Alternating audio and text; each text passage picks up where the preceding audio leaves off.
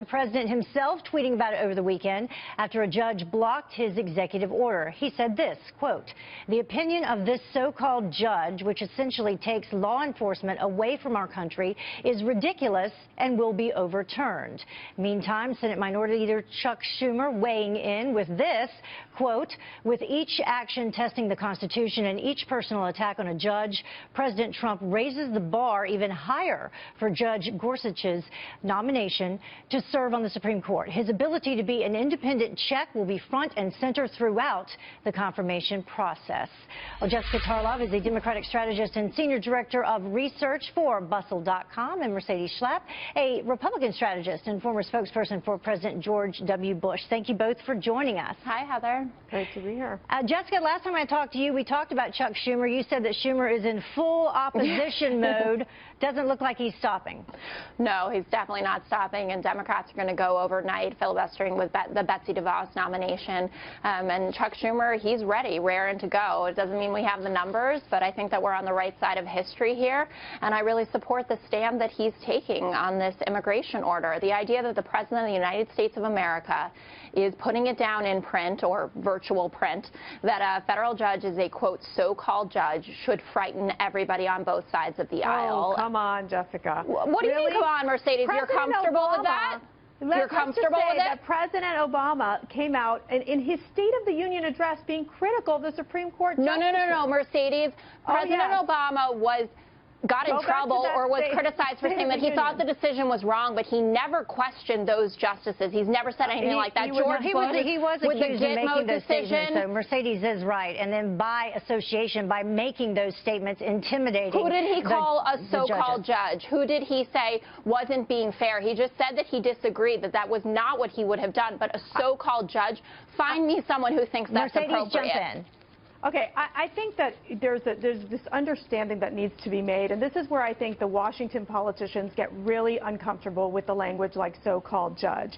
You could have said an activist judge, for example. That might have been a better use or term. But what Donald Trump is the point he's trying to make is the fact that he's pushed forward an executive order, which, by the way, a federal judge in Boston actually held the executive order as lawful, and then you had this judge come out in Seattle. So, yes, he was critical of the decision that the judge made. And so I think at this point where Donald Trump is looking at is the fact that Congress actually has given the power to the president to suspend entry of foreign nationals into the country. It is in our code. It's in U.S. Code 1082. Look it up, Jessica. And it's been challenged before. I was listening to Greg Jarrett speak earlier today, and he referenced FDR, Truman, Obama. All of them had similar measures, and they all ended up upheld by the court. Right. So, I mean, but which may so happen.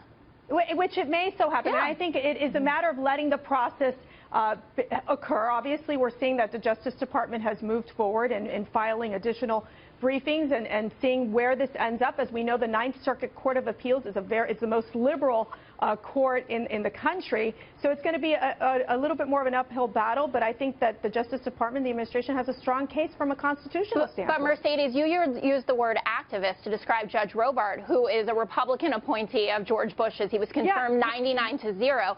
It is a liberal court, but not Judge Robart here. I mean, that being the case, though, that then puts Republicans, in an interesting position, because they do want to stress that he is a conservative, but at the same time, they want votes, and so they don't want to, make him look like too much of a conservative. Right. Well, and it's interesting that you bring that up, Heather, because I think having this travel ban executive order in the middle of this fight gives ammunition to the Democrats to say, wait a second here, what is Gorsuch's stand going to be on this temporary halt? And that is going to be front and center. And will he stand up to President Trump?